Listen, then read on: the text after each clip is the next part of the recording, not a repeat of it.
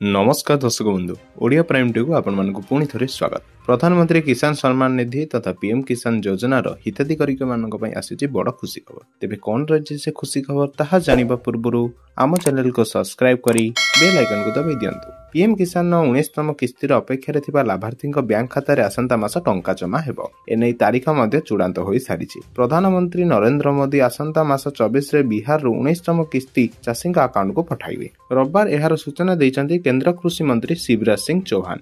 या पूर्व योजनार 18तम किस्ती अक्टोबर 5 रे महाराष्ट्र जारी होइथिला। एही योजना रे 9.5 कोटी अधिक चाषी उपकृत हेउछन्ति। प्रत्येक हिताधिकारी मानकु 2000 टंका लेखाई मिलुछि। वर्षको 6000 मिलुथुवा बेले प्रति 4 मासरे 2000 टंका 3टी किस्ती रे वितरण करा जाउछि। सरकार एही किस्ती पई 20000 कोटी अधिक अर्थ व्ययबराद करिसन्ति। पीएम किसान योजनार उद्देश्य छोट और सीमांत कृषकों को आर्थिक स्थिरता प्रदान करिबा। यह द्वारा चाषी को देशर उत्पादन बढ़ाया पई प्रोत्साहन करिवो। निजर जीविका सुरक्षित होई पारिबो। तेबे एहा थिला पीएम किसान को नै आजिर बड़ खबर। तेबे एही परि खबर प्रथमे जाने पई आम चैनल से जोड़ी होई रहंतु। धन्यवाद।